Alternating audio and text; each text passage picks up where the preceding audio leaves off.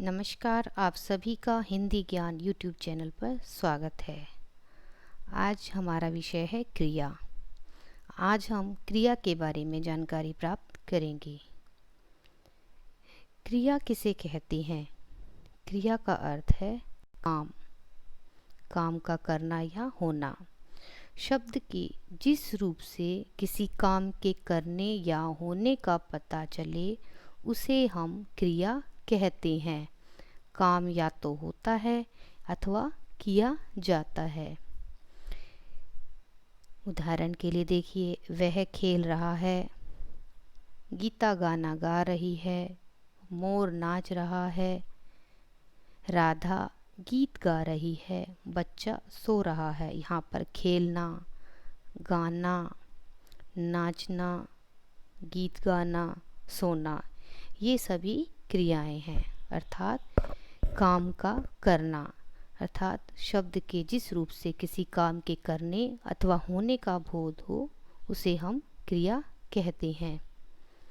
क्रिया की परिभाषा से यह स्पष्ट है कि क्रिया को दो वर्गों में बांटा जाता है, करना और होना। जैसे खाना, गाना, खेलना, पढ़ना, सोना, ये सभी कार्यवाची हैं। इसी प्रकार से होना, ये अस्तित्ववाची है। धातु किसे कहते हैं? क्रिया में के मूल रूप को हम धातु कहते हैं। जैसे चलना, खाना, दौड़ना, खेलना आदि।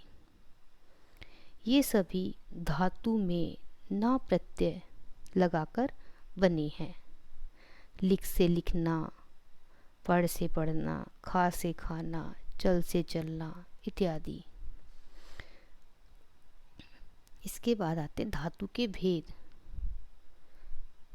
धातु के निम्नलिखित भेद माने जाते हैं: सामान्य धातु, व्युत्पन्न धातु, नाम धातु, सम्मिश्र धातु, अनुकरणात्मक धातु। अब सामान्य धातु क्या होती है? सामान्य धातु को हम रूढ़ शब्द जो होते हैं वे सभी सामान्य धातु कही जाती हैं, जो रूढ़ रूप में प्रचलित होती हैं। मूल धातु में ना प्रत्यय लगाने पर ये सामान्य धातु कहलाते हैं, जैसे सोना, पढ़ना, लिखना, सुनना, देखना, नाचना इत्यादि। व्युत्पन्न धातु वे धातुएं होती हैं जो मूल धातु में प्रत्यय लगाकर बनाई जाती हैं, अर्थात परिवर्तित की जाती हैं। जैसे पीना से पिलवाना, करना से करवाना, उठना से उठाना, खाना से खिलवाना, देना से दिलवाना इत्यादि। इसके बाद नाम धातु, ये वे धातुएं होती हैं जो संज्ञा, सर्वनाम और विशेषण शब्दों में प्रत्यय लगाकर बनाई जाती हैं, क्रिया धातुएं। जैसे लालच से ललचाना, शर्म से शर्माना, लात से लतियाना, साठ से सठियाना, गर्म से गरमाना, आप से अपनाना, ये सभी नाम धातुएं होती हैं। विशेषण संज्ञा और सर्वनाम शब्दों से ये बनी होती हैं। इसके बाद आते हैं सम्मिश्र धातु। सम्मिश्र धातु वे धातुएं होती हैं जो संज्ञा, विशेषण और क्रिया विशेषण शब्दों के बाद करना या होना के संयोग से बनाई जाती हैं, उन्हें हम सम्मिश्र धातु कहते हैं। जैसे काम करना, दर्शन करना, धक्का खाना, हवा खाना, गोता मारना, नजर आना इत्यादि, ये सभी सम्मिश्र धातुएं हैं। इसके बाद आते हैं अनुकरणात्मक धातुएं। जो क्रिया धातुएं ध्वनियों के अनुकरण पर बनाई जाती हैं उन्हें हम अनुकरणात्मक धातुएं कहते हैं। जैसे हिन हिनाना, खटखटाना, टनटनाना, भनभनाना इत्यादि, ये सभी अनुकरणात्मक धातुएं होती हैं। अब हम आते हैं क्रिया के प्रकार। क्रिया किसे कहते हैं यह भी हमने जानकारी प्राप्त की। शब्द के जिस रूप से किसी काम के करने या होने का बोध हो उसे हम क्रिया कहते हैं। क्रिया दो प्रकार की होती है, अकर्मक क्रिया और सकर्मक क्रिया। अब अकर्मक क्रिया क्या होती है? अकर्मक क्रिया, जिन क्रियाओं में कर्म अनुपस्थित होता है उन्हें हम अकर्मक क्रियाएं कहते हैं। जैसे बालक सो रहा है, लड़की गा रही है। अब यहाँ पर कर्म नहीं है इन वाक्यों में, इसलिए यह अकर्मक क्रियाएं हैं।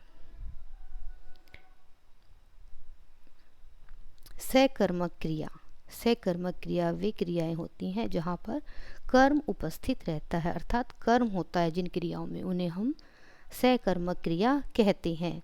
जैसे राधा ने गीत गाया, मैंने किताब पढ़ी, राम ने खाना खाया। यहाँ पर इन वाक्यों में गीत, किताब, गाना कर्म है, इसलिए यह सकर्मक क्रिया है। अब हम आते सकर्मक तथा अकर्मक क्रिया की पहचान कैसे करते हैं हम वाक्य में।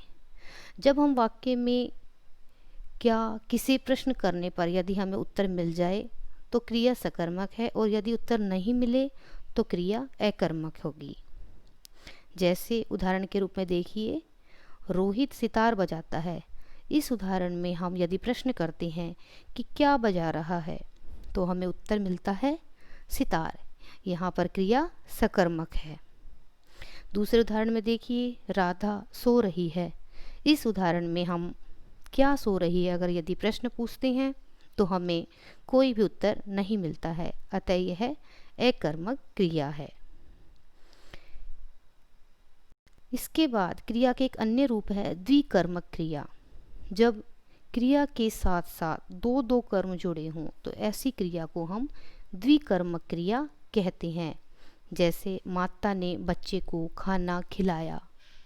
यहाँ पर बच्चे और खाना दो दो कर्म हैं, इसलिए यह द्विकर्मक क्रिया है। एक अन्य उदाहरण देखिए, अध्यापक ने विद्यार्थी को पाठ पढ़ाया।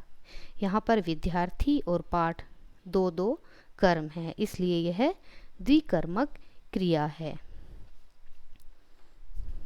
इसके बाद अब हम आते हैं क्रियार्थ अथवा वृत्ति। क्रियार्थ किसे कहते हैं? क्रियार्थ से तात्पर्य है क्रिया का अर्थ। जिस रूप से कार्य के करने की रीति प्रकट होती है उसे हम क्रिया का अर्थ कहते हैं। हिंदी में क्रियार्थ मुख्यतः 5 प्रकार के होते हैं।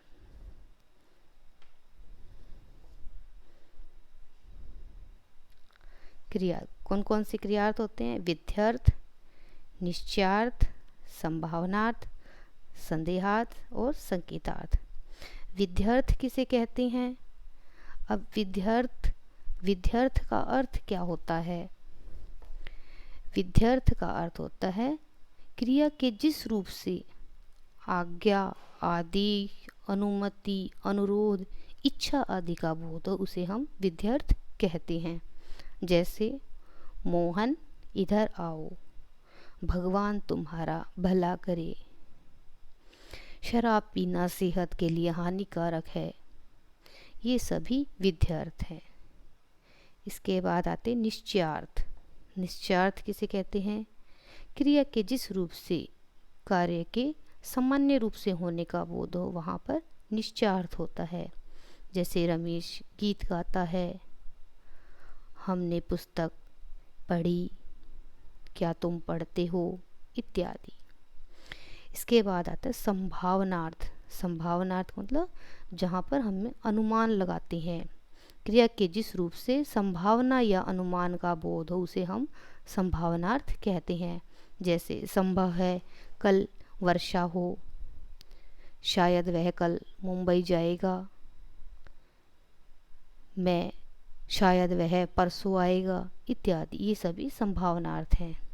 इसके बाद आते हैं संदेहार्थ।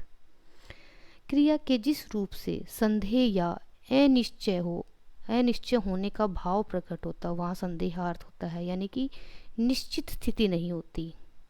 जैसे शायद वह पढ़ रहा होगा, वह सो रहा होगा, इत्यादि। ये सभी संदेहार्थ हैं। इसके पश्चात आते हैं संकेतार्थ।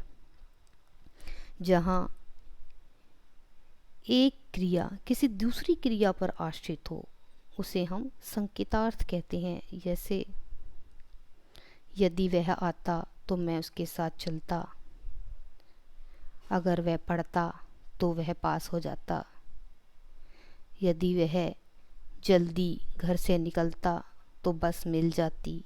ये सभी संकेतार्थ के उदाहरण हैं। इस प्रकार से आज हमने इस अध्याय में क्रिया के बारे में जानकारी ली। क्रिया किसे कहते हैं, क्रिया के कितने प्रकार होते हैं, धातु किसे कहते हैं, धातुएं कौन कौन सी होती हैं, इस बारे में हमने आज जानकारी प्राप्त की। यदि आपको वीडियो पसंद आए तो इसे शेयर करें और चैनल को सब्सक्राइब करना ना भूलें। धन्यवाद।